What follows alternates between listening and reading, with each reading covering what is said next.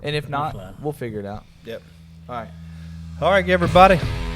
Welcome to Hurricane Outdoor Podcast. We officially, we have a name. Yes. Hurricane Outdoor. Yeah, the storm. I love it. We want to welcome, I am Todd, that's Jeremy. We want to welcome our man Dan Dewitt. How y'all with doing? Old Indian Tricks. Yeah. Dan is here. We're going to talk a little bit about scents, Yes, sir. scrapes, rubs, and all kinds of good stuff. hunting. Scents as in deer attractants, not yeah, just Dan, the scent of lasagna out of the kitchen. or our scents in our head, because Right. we have none. So, Well, if we got to have sense in your head, I need to get up and get out of here, and y'all need to do something different. welcome, Dan. Glad to y'all have so you, much. man. I've been really excited about coming over here. I know I got a kind of a 2-month delay because I had to have surgery and all that kind of stuff, but I'm very glad to be here, and I'm looking forward to doing this with y'all and just sharing what little bit I know about the deer world. Yeah, right on. That's good. We're excited. So, Old Indian Tricks. How'd that get started? Tell me a little bit about it. Well, the name, my dad was full-blooded Indian, so we've been tricking deer all of our lives and being an outfitter and guide most of my life. I was always looking for something different, better, work better, and a lot of research behind it, and just figured out a different way to do it, and that's what we're doing. And once we start talking about each scent, I'll get into exactly how each scent works and why it works. So you have multiple scents. It's not Yes, just sir. one, right? That's correct. That's cool. Yep. So, you and I talked about, I think about 2 months ago or so, Yep. and we brought it in. And, I'll just be honest with you. Every salesman that walks through here tells us how great their stuff is. Sure. Hey, You know? that's right. And, so like anything else, we put on the shelves. And, man, I'll tell you what, for you to last on an end cap as long as you have, that tells you it moves. Thank you. So your product, we have a lot of good feedback from your product. We have a lot of people send us some pictures. They tell us about them. So there's one that you just started out with, the very first one. Which one was the very first one that you did? Cooter juice is the first one. I Cooter brought. juice. And I gotta ask. I gotta ask. And what's How the do we get with the name Cooter juice? man? It just seemed to fit. I get it. It explains it all. Yeah, I mean, it's self-explanatory. I think the biggest misnomer about Cooter juice is it's a timing product. And the reason I came out with it first, because I was looking at a lot of different things and focused on it, because everybody wants to hunt the rut. That's the biggest conversation. Hopefully we'll change that conversation in the future, but right now the biggest conversation in the whitetail world is the rut. When's the rut? When's it start? How does it, and how do you know it started? And to develop a scent that works, and here's what I really want to educate people on.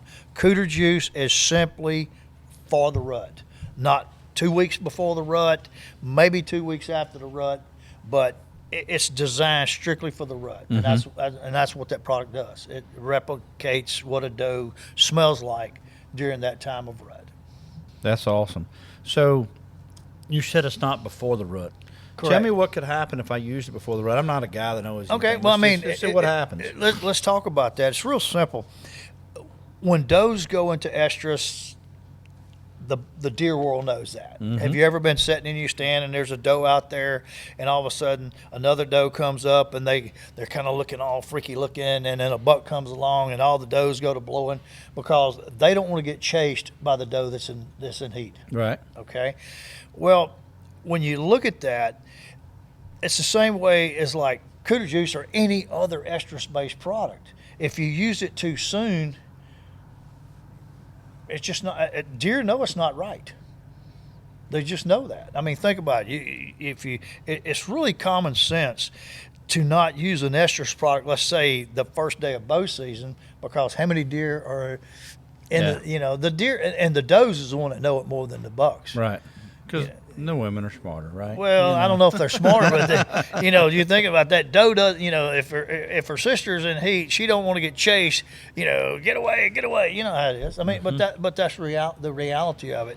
Every scent, like we talked about before the show, has a time and a place. And if you learn to use the time and the place, and I know people use all kind of, I mean, I've run into people, oh man, I'm using this or I'm using that, and they're just using the wrong, maybe it's a good scent, but timing is everything. And if you use the scent at the right time, now I'm not saying that you can't put it out October the 1st and a buck won't come to it. I'm not saying that. I'm just saying, as a general rule, if you use a estrus-based doe and heat type product, use it during the rut.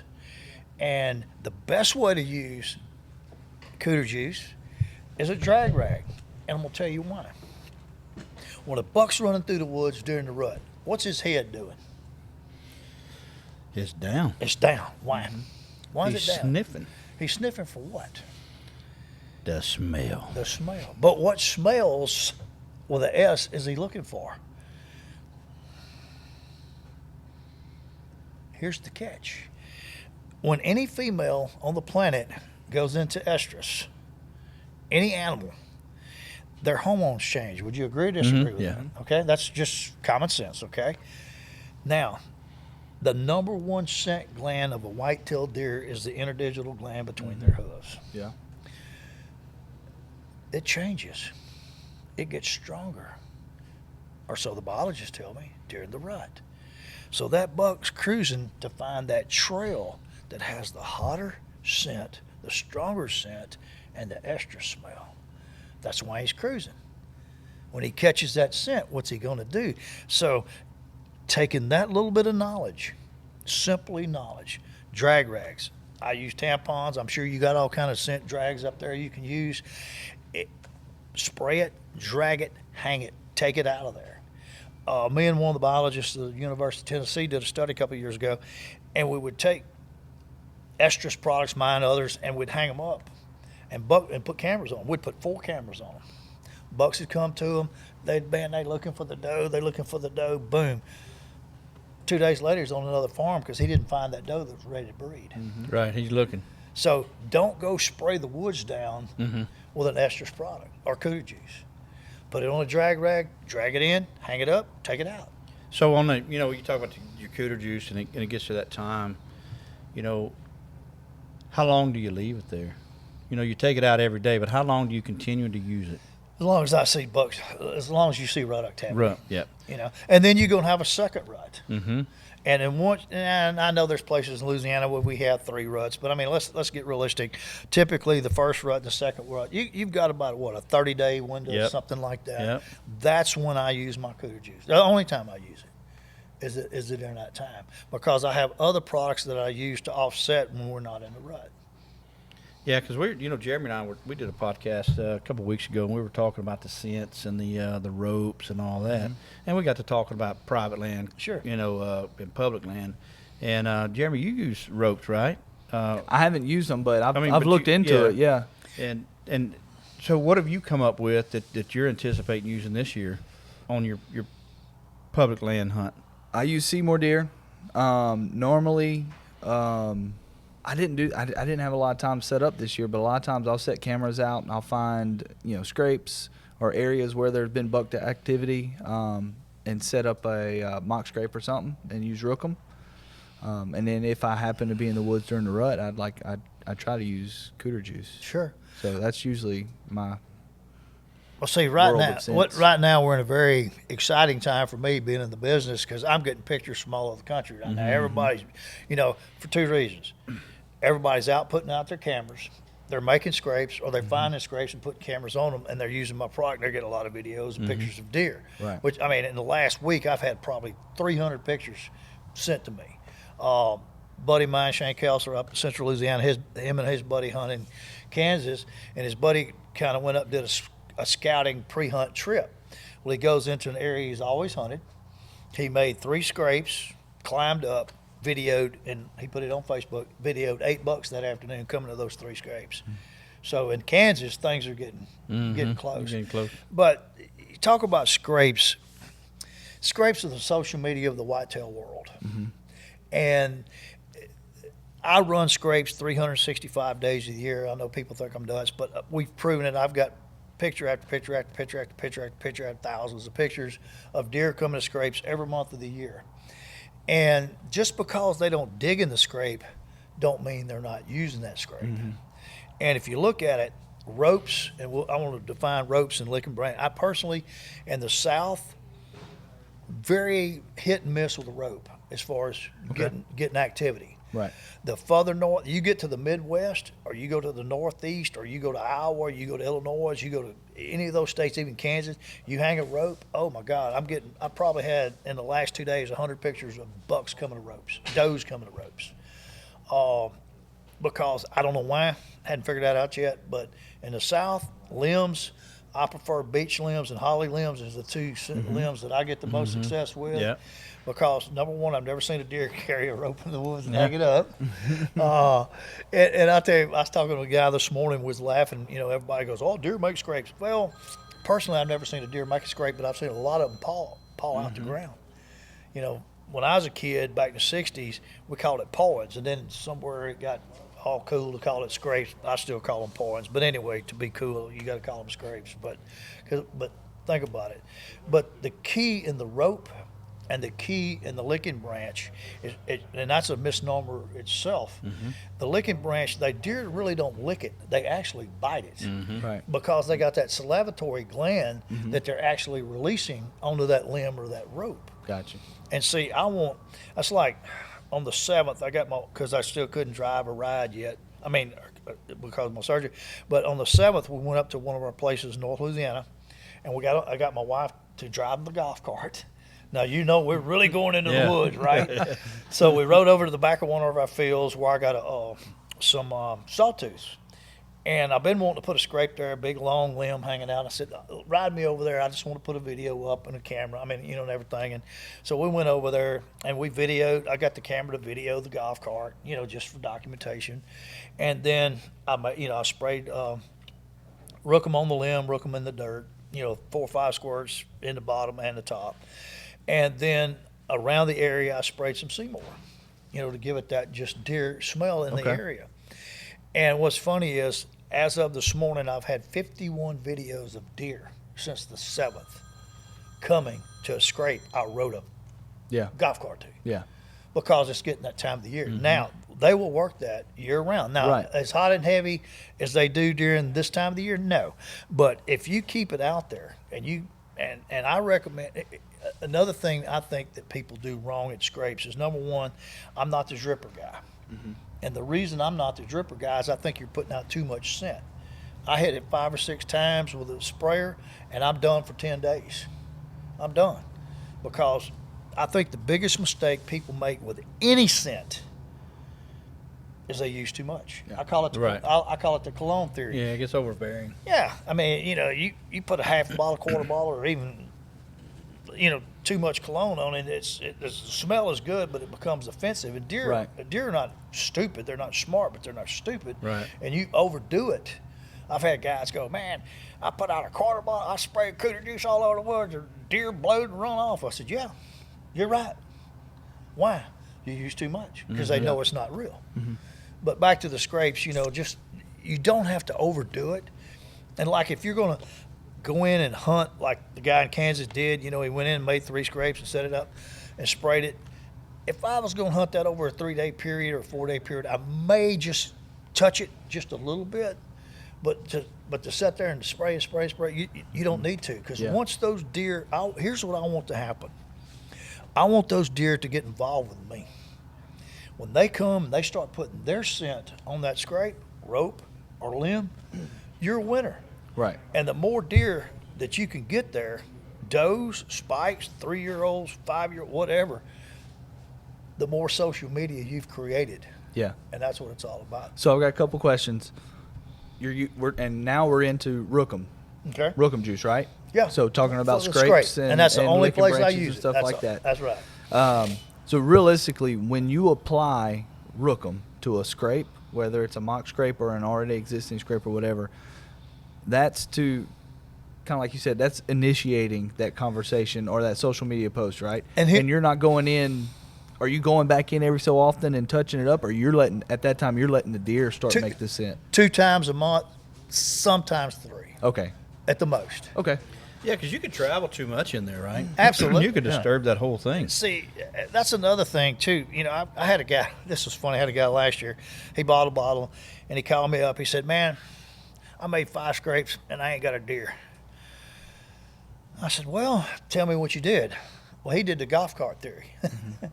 But the problem was he rode every day because he didn't have cell cameras. He had regular trail cameras, which is nothing wrong with. But he rode every day, pulled the cards. So, had a guy, gentleman, just the other day, coming in. He was looking at your stuff on the counter there, and we were chatting with him. And he's like, "Man, I see does everywhere." Good. And I said, "Man, that's great." He said, "But I don't see no bucks." I said, "What? So what you feed them or what you doing?" He said, "Man, I done fed them everything y'all have in here. I done tried everything. I tried all this. Can't get no bucks in there." I said, "Well, that's weird. You know, surely you got a buck somewhere. How much land you got?" He's 40 acres, butted up to some other stuff. I said, "Well, man, you should be fine." Got to chit-chat with the young man, and he says, "But I go in there every day checking my cameras and I don't see nothing." I said, "Well, son," I said, "you can't go in there every day. You got to go in there, do your deal, and get out." I said, "It's like somebody coming to your house every day. You wouldn't want them in your house every day. If you do, you'd move. That's what the deer do. They're going to move out of the way." Especially the bucks. I mean, you know, if you're on like a cattle ranch or something, whether you got a rancher or a farm or something like that in there, and they're used to that, maybe. But when you're going to an area that you're setting up for hunting, people pressure is the worst thing you can do. Yeah. The worst thing you can do. Yeah. Absolutely. Yeah, especially on 40 acres. You're going in there every day. So you said something. So when you made your scrape, you used Rookham, and then you surrounded it with Seymour. Yeah. Okay. Because, and let me back up just a second. All of our scents are gland based. Right. I don't use deer urine because I'm gonna probably step on some toes here, but I'm gonna do it anyway. A deer don't know the difference between your urine and his urine and a bobcat urine. They don't. Right. They just don't know the difference. So literally, if you want to use urine, save yourself some money. Get you a plastic bottle, you know, or just go pee in the scrape. I mean, you know, it's just. I mean, because I've done it. Yeah. I did it last year in Illinois and had success with it. So sure, and here's why that works. It's a urine. They're curious. They're gonna check it out. But anytime you wet, that's like if it's real dry, and I'm hunting a scrape, I may go buy and pour a bottle of water in it. Okay. And not add scent. Here's why. That moisture activates the scent. Okay. It activates. I got you. Makes sense. It does. You know, all this stuff. It's not, as you say, another salesman with the best product. It's just common sense and how it works. But when you base all your scents on glandules, that's like Rookham juice. You know, you can go buy, and I've tested this, and I've created this, and I think I even sent you some to test, Troy. But you could do a preorbital and a forehead gland, and that will attract deer to a limb. But the way I've got Rookham juice devised is we got the whole gamut of glands, so it's a bigger story. Gotcha. It's a more communication story than just the preorbital of that. Now, I'm not saying they don't work, because they do. But why not tell the whole story instead of part of the story? Got you. The same way with Seymour deers. It's based on interdigital gland and deer dander. I think one of the smartest products is it kind of gave me the idea, and I had to go in a different direction with it. But remember when Evercom come out? Yeah. A real dear friend of mine is friends with the people that originated that. And I ain't gonna tell their story because it's kind of their private story, but the way it was created was by accident. But it is a deer dander product that you can. You know, so I mean, technically it works, but I took it further, liquefied it, made it synthetic, so it's legal everywhere. Right. And added the interdigital to it, so that you've got the number one scent of a deer, and the calming of deer dander, in a product. Okay. All right, so we've talked about cooter juice, we've talked about Rookham, we've talked about kind of how to use them and the time of the year to use them, right? Seymour deers. So now, I don't go in the woods, seriously, I do not walk in the woods without that sprayed on my boots. Okay. Now, I don't get out of the truck and spray right there at the truck. Right. I get away from my vehicle or away from my car or away from my buggy or whatever, I spray, because I don't want, because deer will trail that product. We've time and time, I can't tell you how many stories of, man, I sprayed my boots and had a deer walk right to my stand. The people, one of your competitors, well, they're not really competitors, the people that own Spotted Dog up in Columbia, their son shot a 173 last year. The buck literally trailed him to his ladder stand, and he's bow hunting. He can't shoot the deer because he's straight under him, and the deer sitting there. I'd have probably had a heart attack, even as many deers I've killed, because you got that kind of deer. Got his nose to your ladder stand, and you can't shoot. Mm-hmm. I don't care if that don't get you your motor, and you need to go play golf or something. Yeah. But seriously, time and time again, we've had people tell me, and I've had it myself, video deer coming to my stand, simply because you've got the interdigital and the calming effect. We had a kid kill one at Dewey Willis game management area last year. Buck walked in, followed him to his stand. He's sitting there, and he can't, he's trying to get a shot with his bow. The deer walks out there and beds up 20 yards right behind a tree, and all he can see is half his rack stuck out. Deer bedded up for 2 hours. Wow. A doe come walking by, he stood up, and he drilled him. Could you imagine having sat there with a 150 class deer on public land for 2 hours? For 2 hours, But it doesn't have, and that's something else too. People really need to get this out of their head. There's no magic bullet. Right. I know a guy last year killed a Boone and Crockett deer sitting in a lawn chair. He just walked in the woods with a lawn chair, set it down. It's rifle season, and he kills a Boone and Crockett deer. How do you? That's just his day. That's all I right. can Yeah, say. that's right. But there's no magic bullet out there, no magic product. But if you just use basic fundamental steps and repeat those steps, success will happen. That's like if Consistency. If you want to be a great archer, you got to consistently shoot your bow. If you want to be a great rifleman, a pistol guy, whatever, you got to consistently do it. Yeah. And that's the way with scent.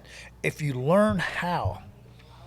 I had a guy on Facebook hit me up today. Well, I made one scrape, and I sprayed Seymour, I sprayed Rookham, and I ain't never seen a deer. I said, well, let me ask you this question. Who is the best 2 baseball hitters of all time? I'll go with Pete Rose. Yeah, Hank Aaron, Yep. Babe Ruth. Yep. You know what their failure ratio was? So Pete Rose was 4. He's about 600. The failure rate. Yeah. 60%. Yeah, and Or more. Yeah, so Or when more. your failure rate is 60 to 70% of the time, that tells you one thing. If you made one, you got a 100% chance of failure. When I go into the woods to make a scrape, I make 3 in a triangle or as close to a triangle. And I've done this for decades, but I've learned how to read topo maps. I've learned how to go in and say, okay, this is a great area. I see deer trails. I see transitions. Let's do this. And if 100% of mine worked, God, I'd be a gillionaire, I guess, but it don't happen that way. Right. I set up 3, and I let the deer dictate to me where they want to be, where the most activity is, where the dominant buck is. Boom. Then you know how I deal with that? I go, if I got 2 of them that's really great or one of them that's really great, I go to the other 2, I cut the licking branch, and I throw them away. Once you you want to mess up somebody's hunt, go cut their licking branch. It's over with. Yeah. That ruins the scrape because that's how they communicate. Okay. Got you. Huh. So Seymour deer, you spray on your boots walking in. Yep, and around you, I do this 2 or 3 shots. No, I do more than that because I want to smell like a deer. Right. If you smelled it, it makes you smell exactly like a Oh, deer. yeah. I spray down with it. I get to my stand. I spritz it around my stand. Anything I might have touched, I hit it with that. I go up. And if you got a little variable wind, every hour or 2, I'll hit a couple shots in the air. Why? I'm constantly putting out the smell of a deer. Gotcha. Yeah. I've used Seymour deer, like you said. I remember I was getting ready for a trip to Missouri 2 years ago. I'd never used your product, and I got some. A friend of mine told me about it, and I got some Seymour deers. And I watched one of your videos, and you talked about spraying on your boots. I was like, all right, I want to try it. And I had a morning. I was not excited about hunting. I was like, I just didn't like the spot I was at. Walked in, got to the edge of the CRP field, sprayed the bottom of my boots, walked in, climbed up to my spot, and 10 minutes later, like I still got my headlamp on. I could hear something walking. Like, it's dark still. And so I turned my headlamp off. I wasn't 100% sure if it wasn't another hunter. And it just keeps on walking. It got close, and it got close enough where I could see it was a deer. In one of those stories, it followed my trail, sniffed my climbing sticks. I'm not even 8 foot in the tree because I'm a little spindly tree. He smells my climbing sticks and just walks away like that never happened. I was like, what is going on here? And it's too dark. Obviously, I could barely see its shadow. But and I had another deer that I took a shot at. Same thing. Buck walked like you said. The other guy, Yep. smelled my sticks, and this buck's just sitting there. I'm like, what do I do? So that at that point, I told everybody about it. I was like, you got to try this stuff out. Yeah. I've seen it work. I mean, does it work like that every time? No. You can't just walk through the Right. woods and you're going to have a deer. Right. But because, number one, you may not have deer. How many times you ever sat in the stand and had zero movement? Yep. I was talking to a buddy of mine that's hunting right on the Arkansas-Louisiana line this morning. And about 9:20, he hadn't seen no deer. And look, he's hunting in a prime spot. Okay, I mean, he's hunting the prime spot. And about 9:45, he calls me back. He texts me, he said, look, I just see. He said, since the last text to this text, I've seen 13 deer in the last 15 minutes. You just never know when that Right. movement's going to happen. And he's sending me videos, and he's got deer walking right up under him, and it's just. So you just never know when that time of the day. And I'll tell you something else too. And I've learned this. This is one of my go-to things. Like, I watch my cameras, and I watch. There's so much you can learn from these trail cameras. Mm-hmm. God, we could do 3 seminars on trail cameras, and not from a sales standpoint or how great the camera is. What my cameras has taught me is different areas that I hunt is predominant wind. Right. Mm-hmm. And let me tell you something. I don't care what you say about the wind. The wind is your friend. That's right. 99% of my deer movement on my cameras, the ones in Louisiana. I ain't talking about Texas. I'm going to talk about Louisiana right now. 99% of my deer move from 3 to 6 miles an hour. 99%. I track this. I study this. I look at that. As in the speed of the wind. As in the Yeah. speed of the wind. When it gets above 9, it's over with. But if I got a 0 to 2 mile an hour wind, I ain't got no deer movement. My deer shut down. And here's something that's crazy. I got one place I hunt is like, it's my property, and I got another place that's not mine, but I hunt it. On my property, 100% of the time, my bucks move on an east wind. Southeast, east, or northeast. 100% of the time. I can pull out 200-something thousand pictures on my wise-eye cameras and show you that's the case. On my other place that I hunt, northwest, west, the bucks move on. Isn't that crazy? And they're only 15 miles apart as a crow flies. But it's what they do. It's what they do. Yeah. Their pattern. It's their pattern. You know? So on my property, if I've got an east wind, I'm hunting it. If I don't, if it's not some variation of an east wind, because I've got 5 years of documented tracking of bucks moving, and they just 100% of the time on that piece of property move on the east wind. Because deer are going to go where they feel comfortable and where they feel safe. Yep. And for some reason, on that property, they feel safe with that easterly wind, and they can move around and they can smell probably the majority of that property or where they're going, I'm assuming. That's that travel pattern. Yeah. Yeah. It's what makes them happy. Yeah. And you might go down the road like 15 or 30 miles, and it's a totally different program. But universally, and I really discovered the wind thing in Texas years ago, but 3 to 6 miles an hour is, that's bingo. If we got a no wind movement, God, I hate that. I hate a no wind because deer just don't move near as much based on hundreds of thousands of pictures that I've got in the last 5 years, all up from Missouri, Kansas, Oklahoma, all over the country that I'm running cameras. It's amazing when you start categorizing, okay, let's see the wind that the big bucks moved on. Let's see the speed of that wind the big bucks moved on. Right. Let's see the temperature, the time. But one of my little tricks I was going to tell you, and I got sidetracked on that, I like to see when big bucks move at night. Okay. Because typically, not 100%, if I have a big buck move at, let's say, 8:45 on my property at night, I'm going to hunt that deer. I'm going to be prime time for 8:45, 12-hour cycle the next day on my property. Killed a lot of deer like that. That's an 8:45 a.m. Yep, that's right. Or if I see deer moving at midnight, pretty much you could bet there's, you might see a buck. Because here's the thing, unless you had 1,000 cameras out there, you're not going to cover every piece of That's the property. Right. Yeah. You're just putting it, I put cameras out that I don't put nothing out just to look down the lane to see if I can catch a deer movement, or I got deer feeders just to test different things with feeders. I never hunt a deer over a feeder. I hunt a trail coming into it. I pretty much 99.9% bow hunt. Every now and then I'll break out a rifle. The only reason I broke out a rifle last year, I found a giant on public land I call it crack barrel because they call Primitive? it they call it primitive. But when you got a 35 William with a 12 power scope on it, I'm shooting 180 grain ballistic tip bullet. I call it crack barrel. See, but anyway, I found this giant right on the side of the road. I had cameras on both sides. I'm talking about within 50 yards of the road, both sides. This buck is working scrapes both sides of this road. And I called my stepson and said, look, I got a big buck, and he's a northwest wind mover. This weekend it's primitive. We're going to have northwest wind. We got to hunt this deer. We got to. So we drive up there.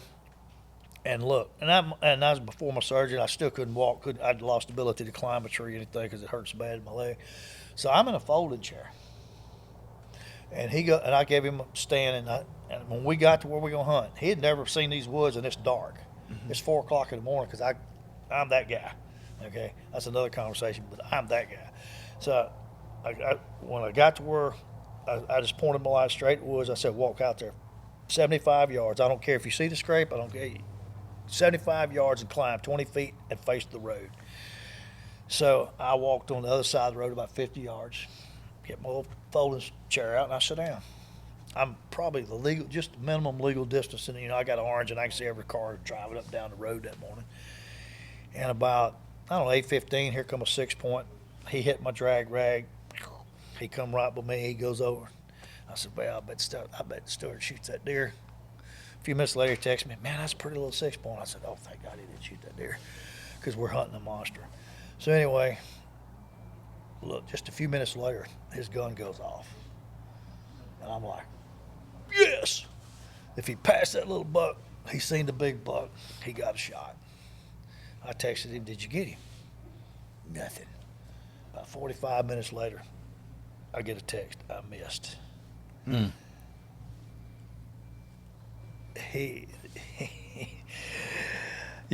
Anyway, why they call it hunting. I don't know why they call it hunting. And I don't know who was more tore up about him missing it, him or me, but a 150 class deer on public land. Yeah, that's a good deer. That's a good deer in Louisiana in the piney woods. And yeah. Anyway, long story short, the deer come in and he just turned and looked in there. The deer was 20 feet from him, looking him dead in the eye. Yeah.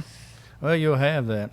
But one thing you said earlier about you don't hunt feeders or whatever, but you have a product called Critter Getter. Absolutely. That you introduced this year, I believe. Mm-hmm. And tell us a little bit about what that product is and how we use that product and go. That's probably the most tested product I've ever brought out. And let me tell you why. Because we kept changing, fiddling with it, just doing different things. But the basis of that product is food triggers. Mm-hmm. Give me an example. If you smell a steak cooking or whatever your favorite food is, it makes your mouth water, right? It makes you hungry. Even if you just got through eating, you smell something like it triggers those feeding senses in our bodies. So using that science, we've created 5 different food triggers, covered it up with a cherry berry smell, which is, I had to put on the bottle, not for human consumption, because I've had people open up bottles, smell like, don't do that. But it's to add to corn or whatever you're feeding. We've gone out in the forest and just sprayed pine straw and put a camera on it, and deer come to it. And what's crazy is I got a professional trapper using it for hogs. I got another professional trapper using it for coons. We killed 6 bears with it in Canada this year. But deer, absolutely, if you want to fire your feeder up, One of those 12-ounce bottles will treat about, if you got 3 average size feeders, put a third, and you're good to go. Yeah, I thought I remember you telling about a third to a feeder. Yeah, something about like a third that. of a feeder. And I don't put spray pumps on it. If you get your little pump bottle and put in some feed, spray it, put in some feed, spray it, and I spray it all over the feeder legs and in the air. I can hit a feeder. We've tested it, feeders side by side in wood areas, field areas, feeding the same food, the same time, going off at the same time, 3 or 4 over here, 9 or 10 over here. It's amazing the difference because it makes them want to eat. A buddy of mine put some out. He'd never used it. He went and put out some rice bran and corn this week. His first night, sprayed it, had 6 bucks in it. He's never had seen 6 bucks on his property at one time in his life. Mm-hmm. I'm not saying if you're going to put it out, you'll see 6 bucks, but it's going to make deer, hogs, bear, coon, it's going to make them want to feed. It's a food trigger. And that's why it's critical that people understand that it is a critter getter. It's not just right. for deer. It's going to bring in just about anything that has a heartbeat. You know, when we went to Canada this year bear hunting, and I showed the outfitter, he's like, oh, God, y'all going to run every bear off. God, we shot 6 big bears. And every one of them was licking the critter getter when we shot it. Yeah, that you said you had that cherry berry flavor in it. Mm-hmm. So Cajun Grill, we have a product called cherry berry. We call it cherry berry. And man, I'm telling you, that cherry berry is popular. People get now ours is a powder. Sure. And we tell them, hey, we use it as a corn topper. Absolutely. That's what we do. And man, like put it and mine in there, you really blow them up. Man, and I tell them, I say, hey man, if you don't want hogs, don't use this. That's right. Because hogs are going to like it. Well, hogs like mine, deer like mine, bears like mine. Anything that any varmint out there is going to eat it. Yeah. Or want to eat it, and it's because it's the way it's designed. But I tell people all the time, well, I don't want to use that because let me tell you something. If you're throwing corn on the ground, you might as well bring more deer. And if you don't want the hogs, you're going to have to build a feeder pen. Because if you're putting corn out and you ain't got hogs, if you're putting corn out and there ain't no hogs in it, you ain't got hogs. Yeah. And build a feeder pen. And if you don't have hogs, just wait. They may come. They'll be around. They migrate through me every year. You know, we deal with them, shoot them, whatever, But the thing is, enhance the moment. And when you could treat around 900 to 1,000 pounds of feed with that little bottle, and I've had, well, what if I dilute it? Don't. It's not designed to dilute. It's designed to use just the way it is. Yeah. And all of our scent are very, very, very concentrated. That's why I designed it that way. So, I have a guy call me, and you're going to experience this too. You'll sell a guy this year that he'll buy, not next year, but the next year, because they'll ask you, well, is my Rookham juice still any good? Yeah, if you didn't use it all, and as long as you don't overheat it. All these products are heat sensitive. You can't leave it on the dash of your truck. Or I had a guy call me up last week. Well, I left it all in my camp at the deer camp. I said, well, do you have it air conditioned? No, we just shut it up and it's all, I said, no, throw it away and get some new because it's probably hot. Yeah, because in July it's 100 degrees. If you've got a closed up camp, it's well over 100 degrees. Yeah. And that's the only thing that'll destroy it. Gotcha. So just to recap, we got the Rookham. Got the Rookham. We got the Seymour. The Seymour. We got the Cooter Juice. Cooter Juice. And we had the Critter Getter. Critter Getter. Now, here's something a lot of people may or may not know. You got a couple things for fishing as well, right? I got one more deer product. Uh-oh. Preston Pittman. New product alert. You don't have none? I got some. Okay. I wasn't going to say that. No. I don't know of any other grunt call on the market. Preston Pittman, and y'all may know who Preston is, multi-time call maker and all that, G and turkey collar guy. We spent a couple of years developing a grunt call. It's not the prettiest. It ain't fancy looking. It don't do magic tricks. But we have a perfectly tuned grunt call that if you just want to, people go, well, why don't it do this and why don't it do that? I said, let me ask you this. When you're in the woods and you blowing on a call, how many times do you do anything other than grunt? Because you're seeing a deer and you're immediately picking up your grunt call and grunt. You're not playing tunes with it. You're not, how many people do you know has ever blown a fawn? There you go. Here we go. I'm going to show you something. Let me I hadn't showed you before. You good. Okay, I can't good. tell. I can't You're tell good. these headphones on. Yeah. Is that?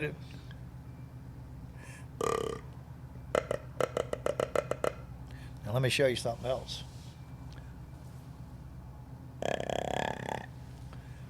You know, do a roar, turn around, back and suck to it. Suck to it. Yep. But we perfectly tuned these calls. And I made it orange. Y'all can't see it over there, but we made it orange for a reason. So when an old fellow like me drops it, I can find it. That's right. That's right. And, you know, it's just a basic grunt. That's why we call it just grunts, no gimmicks, because it will grunt. You can do any sound grunt on it, low, high, whatever, without having to mash a button or change this or do anything else to it. And it's ready to go. Nobody else tunes their calls. And since I blowed on this one, I'll swap you out. That's right. That's good. I won't put that back on the shelf. Well, so let's talk about your fishing. All right. You got a couple sprays I got of fishing. I got 3 fish scents. I got Shad Daddy, Yep. I got Scrimp, and I got EW Slime. Okay. I'll explain. Shad Daddy is shad and crawfish in one bottle. Those 2 scents. Scrimp is shrimp, and then EW Slime is earthworm. What our fish bait scents do is this. Everybody else's fish scents, you spray it on, you throw it out there, it washes off. You spray it on, you throw it out there and wash it off. Ours is more of a pre-treatment. Can you immediately start spraying and using it? Yes. But if you take a plastic bait and you put it in a Ziploc bag, or if it comes in a Ziploc, spray 7 to 10 sprays in that Ziploc, seal it up. 24 hours later, there's 2 things you can't do. You can't wash it off. So remember that. Don't spray it on anything plastic. Don't spray it on your gunk. Oh, it ain't coming off. It's going to smell like the smell. And it permeates the bait with that scent, and it's there forever. Interesting. And we have had some phenomenal success with it. I'm not a big fisher, okay? I'm not. But I got friends that are pros. And the first real big fish we had caught with it when we were testing for it ever come on the market, my cousin caught an 1147 out of Bussy Break bass. I don't care what you say, it's a good fish. Nice size. Yeah. We've had a lot of, plus we had a kid with a high school tournament this year with 11. He had 4. They were fishing teams. They could bring in 10 fish. They brought in 4 fish and won the tournament because the smallest fish was over 7. The biggest fish was over 11. That's a good That's a trip. good sack of fish. That's And they a were good using trip. the EW. Now, so you got the Shad Day, and then you got the Scrimp, which smells like a shrimp. Super offshore, super fresh, backwater, trout. Brackish, yeah. And I've had guys, believe it or not, the trout fishermen up in the Northwest and the salmon fishermen love the Scrimp. They love it. They're catching. We had 14-pound steelhead caught this year on it, which is phenomenal on the fly rod. And then EW Slime, it smells just like an earthworm. And I've had guys go, man, that'd make a good cover scent. Well, spray it on you, but just don't get it on anything plastic because it ain't coming off. I've opened it up and smelled it, and I was like, it smells exactly what a box of earthworm smells like. Exactly. Whenever you open it It up. does. It does. And the shrimp actually smells good enough to eat. Yeah. Now, the Shad Daddy, I ain't going to lie, that sucker's stout. It stinks. Yeah. Well, you don't know this yet, so I'm going to tell you. So we sponsor South Bow Fishing Team, and they're going to use your product this Oh, year. that's fantastic. So we're going to get a lot of feedback and see what those guys hopefully help win them some tournaments. So All right. that's going to be good for those guys. It's going to be good for them and us and everybody, and I appreciate it. And we might even throw something into the basket. I got a question for you guys. Yeah. Why would y'all have a big to-do this coming weekend when it's crack barrel season? Well, so this I'm picking at y'all. no. So this weekend is gun season. Yeah. Yeah, For it's crack gun barrel. season. Yeah, it's primitive. It's- Started primitive, I think. Yep. Yeah, they call it that. Were you talking about this past, or are you talking about this Well, one coming up? No, area, all North Louisiana's crack barrel Yeah. this coming weekend. Yeah, I think our y'all primitive opened last Yeah. week. Yeah. Yeah. So we're gun season down here Yeah. this weekend. So we're having our grand opening, and the thought behind it was, man, they're going to be in the hunting mood, so why not come by a hunting store? That's why I You throwed know? y'all a basket of goodies to throw in. I think y'all's giveaway is phenomenal. All the stuff I've been seeing y'all post about what you're giving away. That's why I called you up and said, hey, Yeah. man, let me get in on that. Yeah, we're going to do a raffle, and all the funds from the raffle is going to go to the Salvation Army angel tree. Fantastic. So that's fantastic. that's something we try to do every year. And, but also on the fishing set, you can any skirted bait work on, even hard plastic. It don't work as good as it does on soft plastic, but I've got guys that's just absolutely put videos together that'll blow your mind on the amount of big fish that they caught on hard plastics. Yeah. Because I could go a step further and make it really penetrate a hard plastic, but then it's going to, at that point, it would probably, it could damage the hard plastic bait, and I just don't want to go there. Yeah. Because then I don't want to be buying people fish baits. You know That's what I'm right. saying? That's right. But it works so good now. It's and that's something else too. People don't realize how much scent is involved, and here's that common sense factor. Y'all bass fish, you know, you throw a plastic worm and that bass hits it and he does what? goes back. Why? Have you ever asked yourself why? Why Why does the bass grab it and throw it back? I would assume because it don't taste right. That's what they tell me. Yeah. Because when he breathes, see, he's a breather. He gets his oxygen through his gills, but you ever seen he's got a nose? Yeah. Smell, taste. If you beat his smell and taste, and all the guys that really helped me bring this to the market, the National Sales Director with Cream Lure, Mike Clark, and some of those guys that really we got out there and that really helped me put this together. The first thing they noticed is when they got that hit, it lasted longer than they did any time before, even their own baits that wasn't treated. Okay. And to give you that extra half a second or second to set that hook, it's priceless. Yeah.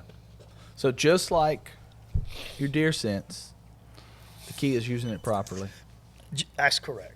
So the And- best way on a soft plastic, a pre-treatment. Absolutely. Yeah. Because once you've given it 24 hours to marinate, you can't wash it off, and it's always. And on your website, you have tutorials on your website, correct? Yeah, yeah. And then I got on Facebook, I've got Mock Scrape Nation, which we probably got. I don't know. Yeah. As a matter of fact, I'll end up putting this on Mock Scrape Nation too. And then I've got Bite Me Nation, that's got all the fishing stories, and then Okay. Mock Scrape Nation's got all the hunting stories. Gotcha. But anyway, real quick recap because I know we want to wind up. Seymour deer, never go in the woods without it. It makes you smell like a deer. It's based on deer dander and a digital gland. Rookum juice is based on all the glands of a buck. Cooter juice, interdigital gland, doe estrus, and I ain't saying the third, but only during the rut. That's right. That's right. And if you use, I want to educate people on scent. Don't use too much. Use it the right time. And don't think if you go out and set up a scrape with anybody's product or anything out there, you hung a rope and it didn't work. Keep doing it until you learn how to do it. Because I'm going to tell y'all something. Everybody wants to be great at deer hunting and great at scrapes, right? 20 years ago, people made fun of me because nobody ever heard of mock scrapes, right? Well, I think I'm pretty good at it now. As a matter of fact, I think I'm great at it. Maybe I'm wrong, but I'm about a 70%er now if I set them up, and I'm gonna study on X and Google Earth before I even hit a set of woods. But before you're great, you got to become good, and before you're good, you got to become bad, and before you're bad, you got to do something. Got to start. You got to crank it up. Yeah. So I want to encourage everybody to go make 3, 8, 12, 20 scrapes, see what you did right, see what you did wrong, learn from it, and become your own scrape master. Because I'm telling you, once you do it a year or two, you're going to figure it out and you're going to go, wow. And it's going to change the way you hunt. But mainly, when you can watch a deer, and we got thousands of pictures to prove, when he first starts out of velvet, and then you get him through the summer, and then you get him in hardhorn, and then you kill him. When you can watch that deer or those does year round, I deer hunt 365. Most people don't. That's right. Yeah. That's right. Well, Dan, we sure appreciate man, you y'all coming don't- by. I appreciate God, this it. is what we call Dan Dewitt from Old Indian Tricks. Cuz it's cooter juice. You got to try some. Go get you some. That's Jeremy. I'm Todd. Thank y'all for coming by. Appreciate y'all.